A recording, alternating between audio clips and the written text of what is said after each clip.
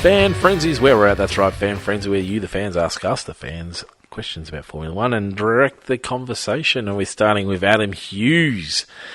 A firm 6 out of 10 for the race ranking. Wow, he can't award a drive around for 60 laps more, and Norris and co. had zero chance of beating a smart and cruising Carlos. Bit down in the dumps there, Adam. I thought you would have been up and about someone other than Mercedes or... Anyway. Oh well. Not interested. Carlos Sainz, smartest drive of the year. What a great driver. I agree with that. It was incredible. Oscar Piastri in an inferior car. 17 out of 7 drive of the team. I don't get what that means. Do you know what that means? No, I don't. What is Oscar Piastri in inferior car 17/7? He went from 17th to 7th. Oh, right, I'm with you. Sorry. Yep. God, yeah, good one. Sorry. So from 17th to 7th drive of the team. It was a good drive. I don't think we'll underestimate what Norris was able to achieve. And Lawson, fantastic drive. With Logan clearly a passenger this year. Who gets the Williams drive next year? Is it Mick Schumacher? Wow. For him. Mm. Thoughts? No, Logan stays. Logan stays? Logan stays. We did discuss this in the main body of the podcast. Yeah, purely on this. So that Logan Sargent brings Acronis, Financial Times, Braemont, Umbro, Michelob Ultra, and Pure Stream, which are all sponsors of Williams. So 2, 4, 6, 8. I'm counting that right. 2, 4, 6. 6. So he brings 6 sponsors to the team outside of what Doctrine Ventures bring to, which are huge because they are right down the bottom towards those sort of bronze level sponsors I like to call. So because he is bringing that many sponsors to the team, whereas a lot of drivers might bring 1, maybe 2, that's what keeps his drive. What about the fact that he scored 2 points for that team? Doesn't matter. And it does. Doesn't matter. And the fact that his partner's bought 21 points. If he had have bought, let's say, not quite 21 points because he's going really well, imagine if he brought an extra 10 points to that team from what he actually has. Yeah. And all of a sudden in the constructor standings, they jump up a position and get all those millions of dollars from being up in a higher position. I tell you what, there is money being wasted there. So, yeah. And the worry is that everyone actually catches them. So they're going all right in the Constructors' Championship this year, but if everyone else is actually going okay, he's costing the team points. So there's money lost there. No, Acronis is a huge sponsor. They bring the data and cloud streaming towards Williams too. Constructor points are big money too. Over to you. Sorry for me. Mick Schumacher is a good choice, and he would bring sponsorship as well. Yep. Pretty much everyone brings sponsorship. It's just I agree. Logan's bringing quite a bit. Yep. But Mick. Otherwise, I'd have Lawson in there. Lawson probably isn't coming with as much sponsorship, but Mick or Lawson would be my choice. Yep. Over to you. So Paul, disappointing from Paul this week. Paul says, I still haven't watched the full race yet, but my question is, what are those little purple lights on the top of the car? Solid and on while exiting pits, perhaps the night race made them visible. So they're all the time, Paul. And my understanding is that they are the lights to indicate that the cars are live and that they are in operation. So when you... Turn green when they're safe to touch. Yeah, so that's my understanding of those. So it probably is. You probably picked that up a little bit more so because it was a night race. Yeah. But that's what they are there for. Yep. And I think the reason that they're not... I think I've seen a reason why they're not red, but I can't because it conflicts with something else. But Dean Holt, race ranking of a 9 out of 10. The only reason not giving it 10, it took a while to get going. Not a bad comment. Sainz for 3 points. Great race. Kraft having the awareness to keep Lando in his DRS so he could defend against the Mercedes, but also not letting him get close enough so he could have a shot at passing him. 2 to Piastri. Excellent recovery drive. Yeah, it was a good recovery drive. I agree with that. Was unfortunate to get knocked out in Q1, as I think he would have qualified in the top 8 and probably got 4th in the race. Ooh, I hadn't thought about that. Thought he might have been best of the rest for the race, but maybe not. Lawson, 1 point. Another excellent qualifying race. I'm very impressed with both him and Piastri. Both have an excellent future, and they seem to have an old head on young shoulders.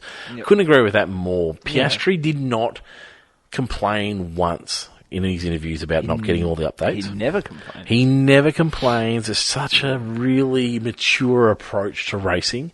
It's a little bit boring in a way, but it's such a mature response to racing. Special mention to Max. He also had a great recovery drive, especially as the safety car and virtual safety car didn't actually go his way. That's a good point. Yep, true. Yep. Dud Red Bull for having double standards as they sacked Vip. Yuri Vips, thank you. That's Vip, who I was there thinking you of. go. Yeah. Vips for being racist on a live gaming stream, but haven't really done anything about Marco's comments about calling Perez lazy because he's Mexican.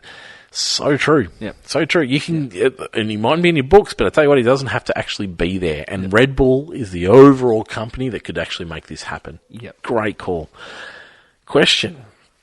If you were in control of who goes where at Red Bull and AlphaTauri for the rest of the season and next year, who would you put in which car? Obviously assuming Max will be in one of the Red Bull seats.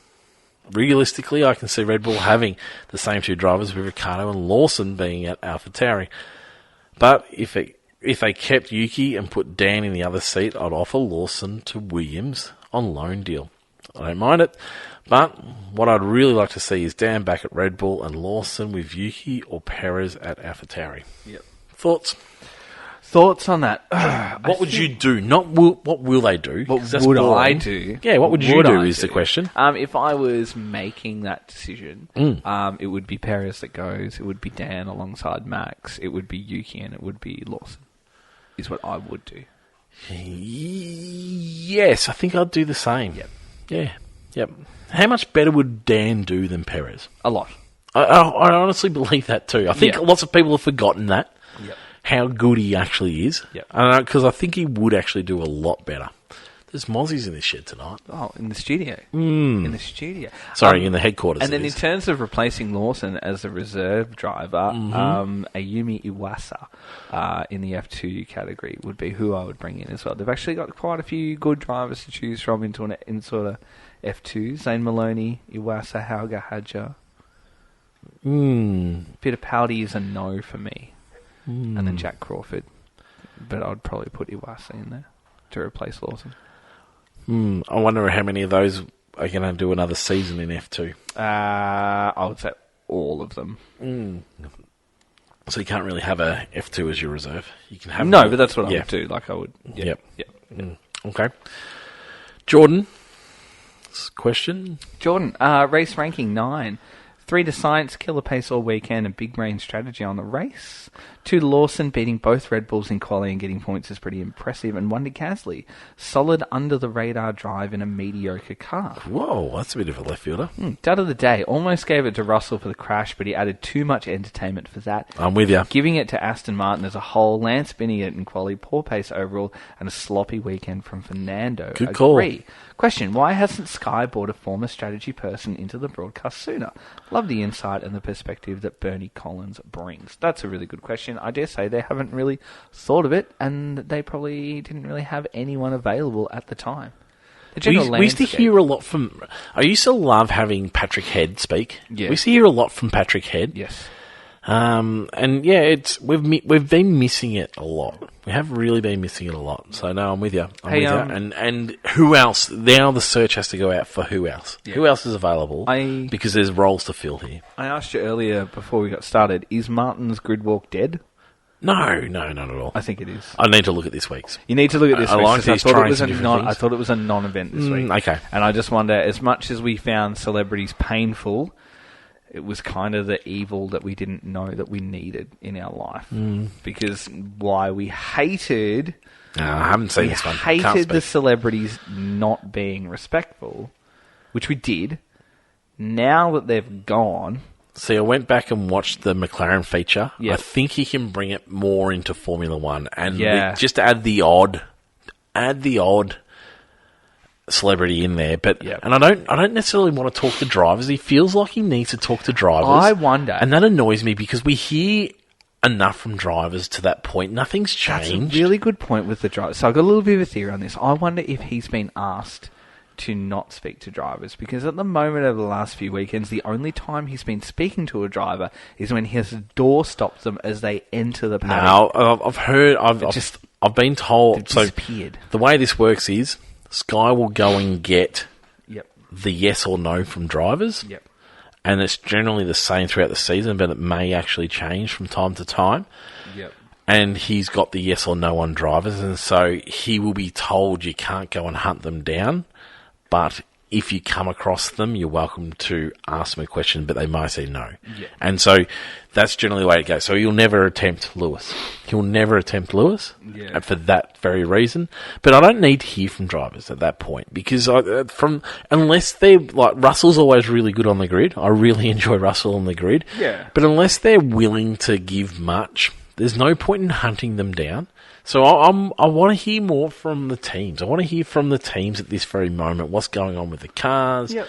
What's your thoughts on it? There's other interesting people on the grid that we don't necessarily hear much from. We don't need to hear heaps from. But yeah, I don't know. Maybe I think it's okay. I think it's okay. I reckon it's dead. Okay, interesting. It'll be a watch then. Matthew Roberts, race ranking of a 9 out of 10. Science for 3 points. Great racecraft for the win. 2 for Lawson. Hopefully will keep his seat, even at the expense of Dan. You maniac, Matthew. Lando, a solid race, and so close to his first win. Yeah, it was close to his first win. I don't know if he actually was close, though. I think if it had been a full-paced race, he probably wasn't there, but... Day, penalties not being applied consistently across the season again and again and again.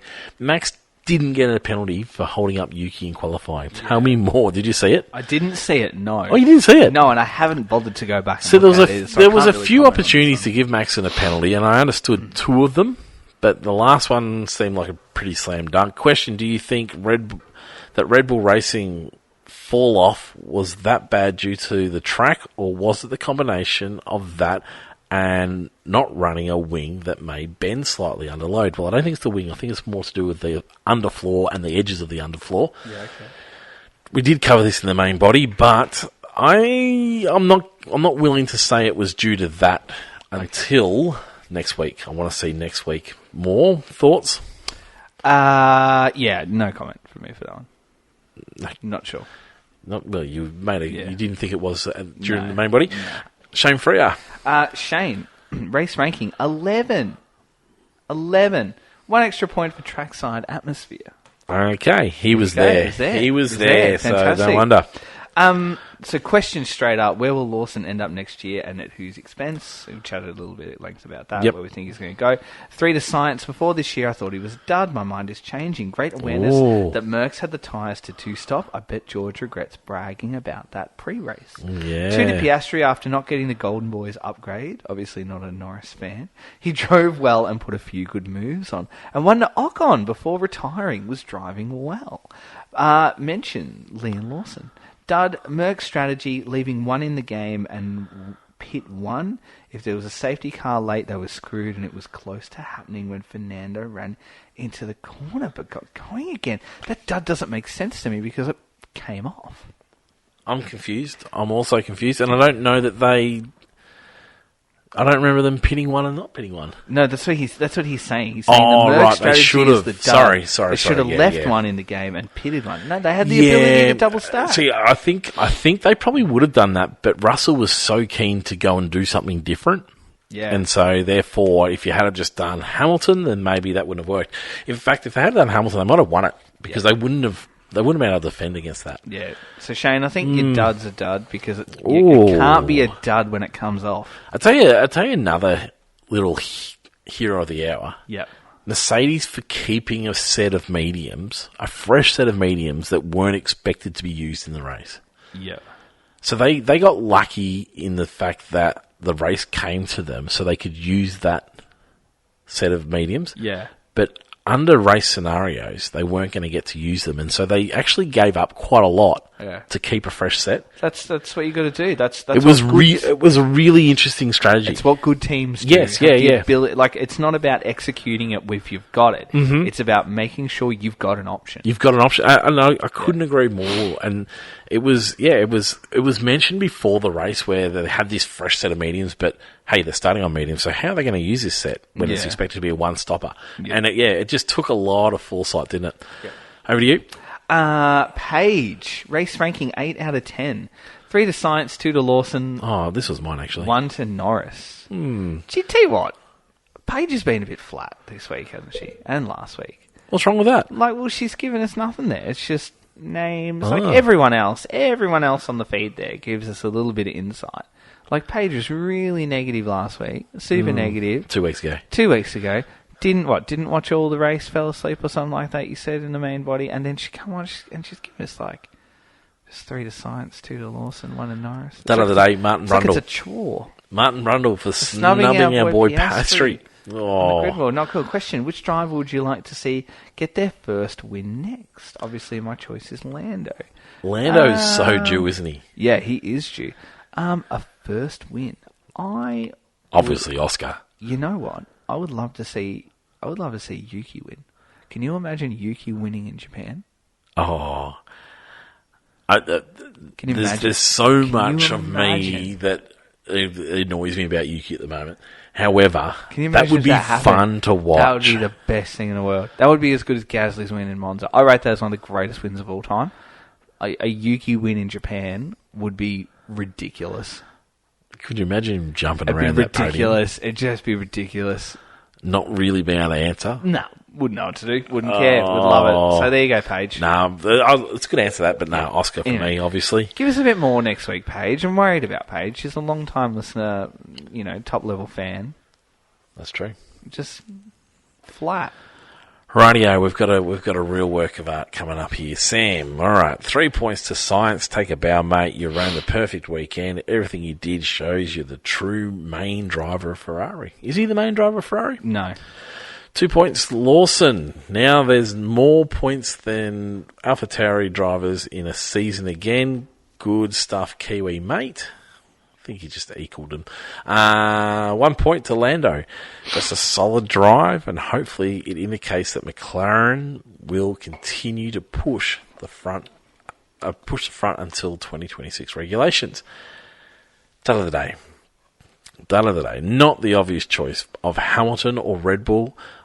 I think my dud goes to the new track layout. I know it's due to logistical reasons that the layout has changed, but F1 Media have made it seem like an FIA choice.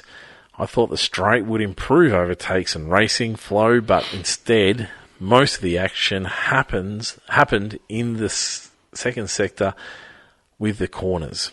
Makes you think that the trouble with street circuits isn't the tight corners, it's the width at which they can be made. Thoughts on that being a dud? Couldn't agree more. I thought you came around to the track layout in the end. I did because of the race itself, but in terms of the track layout... Well, I'd hate for the race itself to be any good. Jeez.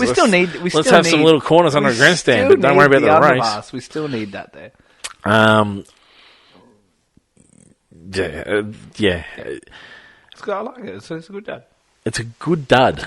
It wasn't a choice. I don't understand. I don't think anyone made out like it was a choice. It's still a good dud, though. Well, yeah, there was yeah, he misses. Stop sniffing into the microphone. It's going to be doing listeners' heads in.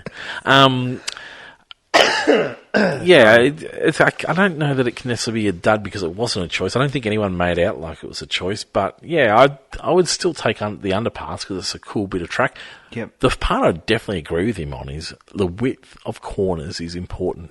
Yep. For racing, it's really important for racing. Give teams chance to get into it. Ricardo ranking, -9. With Liam putting on such a performance this race, it makes me think what will Ricardo have to do in the final races to land that seat at AlphaTauri or even on the grid in general. Yikes. Yeah, I think people forget really quickly about where different drivers are at. But anyway,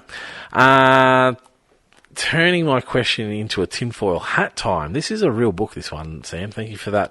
What do you think of Yuki parking it on the first lap rather than driving on a punctured tyre back to pits? Does he not want to be directly compete against Lawson to put his career at stake?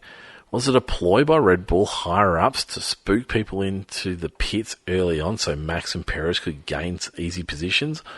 Or Is he spitting the dummy because contract negotiations for next year are going poorly? Remember, tinfoil hat, it's as serious as you want it to be, wink, wink. Oh, boy. Sam, you need to go and find the photo of Yuki's floor, which is not there. Yeah. And that's why he pitted. That's why he parked it. Yeah, correct. The end. Was it a ploy by Red Bull higher-ups? No, because it was too early in the race to be any benefit to anyone pitting at that time. All right, let's see if we can... So now he had some jokes in last week. What was your go-to jokes? Because they were ordinary, weren't they? Yeah, they were terrible. I did give some feedback on that one. All right. Tristan rates jokes. Here we go. Don't. One joke is mine. Yep. One is Paige's, and one is a guy from work. All right? Yep. Rate them, and I'll tell you who wins. All right. Okay. So, where does a king keeps his armies? Up his sleeveys.